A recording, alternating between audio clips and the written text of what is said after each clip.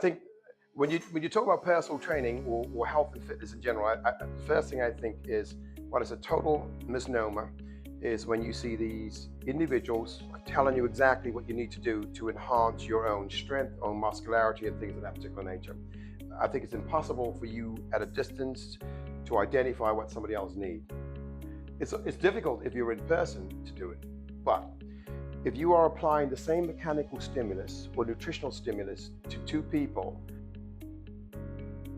this is what's going to give you the results. Well, how do we know that?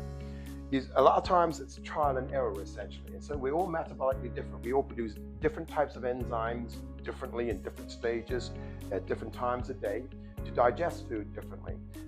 Age also factors in. The same thing when it comes to muscle building as an example. We all love to build muscle and everybody seems to have a template that works for everybody else. But how do we know it really works? These are trial and error concepts because we don't know their DNA profile.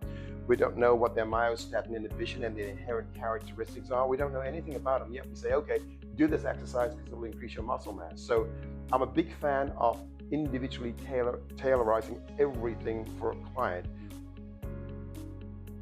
Only then can you start to, let's say, decipher really what they need, but also evaluate exactly what works best for them in a given circumstance. I think sometimes when you read and you see what people have on offer, it's too generic, it's too general, and it's actually done in an attempt to probably get you to part with your money as opposed to having your best interest. But I do think that there's, to quote the term, misinformation out there.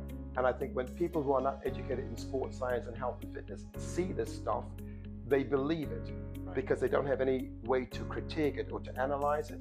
And therein, if they take it on board, and once you become a believer in something, the placebo effect's massive, then you start to think, oh, it's going to work for you, and it's working for you. And sometimes it does, and sometimes it doesn't. So for me, it's very much get yourself a personal trainer. There you go, and relax. That's going to break everything down, and from a conceptual standpoint, do everything that's individually tailored for you and what you have from a genetic perspective, an epigenetics perspective, and everything else that's involved in the makeup of that particular individual.